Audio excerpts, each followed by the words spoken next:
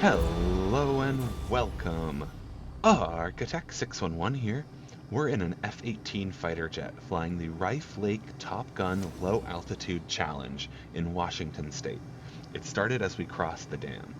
You can see it's a shaky start, but then I level off the plane and hit a good low altitude. I flew this entire flight in this first-person cockpit view. That green circle in the center is very helpful, especially over the flat water.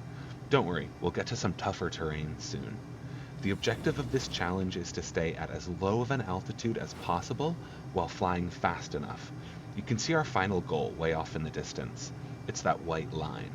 There are 10 sections, each with a time limit and scored separately. If you complete each section fast enough, you get a 2 times score multiplier, but that's as much as you can get.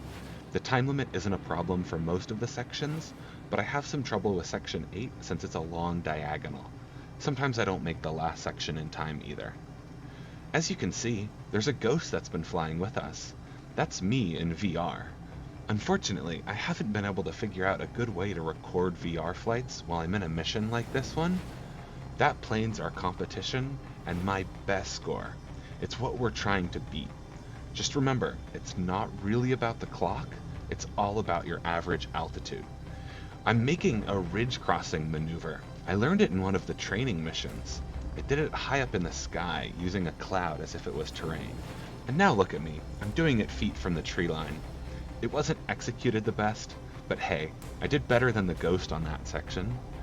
This upcoming part is tough. I'm making this wide turn to set me up for a hard, sharp turn to the left.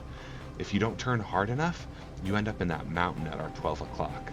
If you turn too sharply, you end up in this mountainside that I almost just did.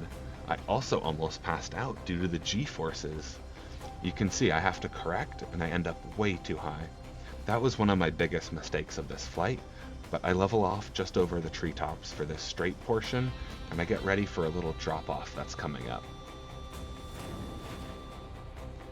This next portion of the flight has got to be my favorite, as you zigzag between the mountains, ducking behind the ridge lines.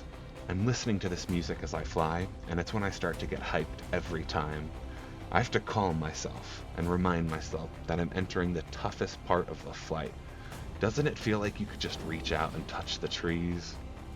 If you're watching this video to learn from it, maybe you want to improve your score, I think this could be the most valuable part. I practiced this initially in VR, where it's still tough to make out the ridge lines since they blend together, but it's easier than in 2D. This is the best route I found through here. You just have to memorize it and expect the turns. It took me plenty of tries just to get that section down, but now that I know it, it's so much fun. Just look at the plane gliding above the trees. I do want to say that this might not be the best route, it's just the best one I've found so far. I have made some changes along the way. There's gotta be a way to do it where you make all the time limits though, right? When I enjoy a good challenge like this, I'll put a lot of time into perfecting it. I'm so glad I can share it with anyone who enjoys watching. If you do, please hit that like button and consider subscribing. Here at the end, I attempt a new maneuver I recently learned, and it kinda worked 3 times, but not really. Hey, I was so close to the finish line, I just wanted to make sure I didn't crash. If you enjoyed this video, see how fast I can fly a fighter jet under the Eiffel Tower in this one.